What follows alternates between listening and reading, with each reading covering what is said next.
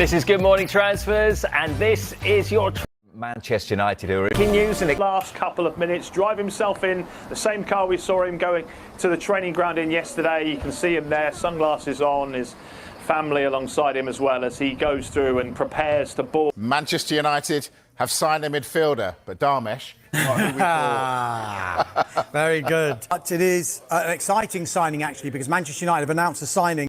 Is your transfer update. Coming up on Good Morning Transfers, Manchester United are trying to sign two midfielders. Will they get them both over the line? And are they the right fit for the club? Manchester United have signed a midfielder, but Darmesh, not who we thought. Very good. It's an exciting signing, actually, because Manchester United are really excited about this signing. They've been scouting him for a while, and now it's official. The pictures are up. He's there, standing behind the desk. Sitting behind the desk, signing the contract, is a Manchester United player. Tonali wants out of Newcastle. Where do Man United fit into this?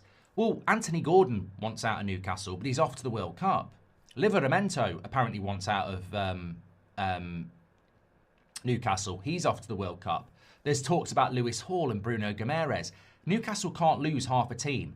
So anybody with a brain at Newcastle who wants out has to push themselves to the front very quickly and get themselves out, because Newcastle will cash in on some people, but they won't cash in on everybody. So that Tonali deal is quick.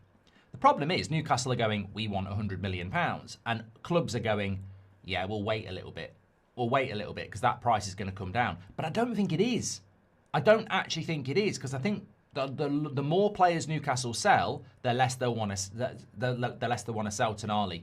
So I think with Tonali, his side are Newcastle are putting a high price in. Some clubs are going, the price is too high, but I can't wait, because if I wait, they're going to start selling other players and then I'll be stuck. So I think there's an urgency from Tonali's side to force this deal through, and that's what we're getting from Italy. What we're getting from Romano is, yes, Man United retain interest in Tonali, but they don't like the price. So, for me, yeah, Ederson is going to happen really quickly because we like the price. Tonali's not going to happen really quickly because we don't like the price. Now, you can determine what you want from that. What I take from that is what I keep saying is United are more than happy to make themselves look good in the transfer window as long as it suits their budget. But if it doesn't suit their budget, they'll sit on their arse and do nothing. Tonali is the player that Man United should go for. Now, I've said to you before, one day it's Tonali, one day it's Anderson, Mark. You can't make your mind up. Well, are you telling me that indecision is a bad thing? Like, I can't make my mind up on the two. One day, last Sunday I wanted Anderson. Today I want Tonali. I can't actually make my mind up on. Manchester United have once again found themselves at the centre of a transfer storm after explosive online reports claim the club has reached agreements in principle for Sandro Tonali and Ederson. While the story has spread rapidly across social media, it remains unverified, yet it has already ignited excitement among supporters desperate to see a midfield rebuild at Manchester United. The idea of both players arriving in the same window is bold, ambitious, and exactly the kind of narrative that tends to dominate transfer season discourse. Sandro Tonali is widely admired for his ability to control the rhythm of a match. Whether playing deep or stepping into midfield spaces, his passing range, tactical awareness, and calmness under pressure make him a natural conductor of play. His experience at AC Milan and current role at Newcastle United have only strengthened his reputation as a top-level midfield strategist.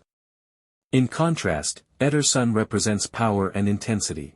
At Atlanta BC, he has developed into a relentless box-to-box presence, strong in duels, aggressive in pressing, and capable of carrying the ball through midfield under pressure. Together, they represent a rare combination: control and chaos, intelligence and energy, structure. It could also help ease the workload on Casemiro, whose role has already begun shifting due to age and physical demands. For manager Erik ten Hag, this type of midfield would enable a more structured, high-intensity system capable of competing with Europe's. At this stage, the story sits firmly in the category of transfer speculation amplified by fan excitement rather than genuine negotiation breakthroughs. However, the reaction tells its own story. Manchester United fans are craving a midfield rebuild with balance, intensity, and elite-level control.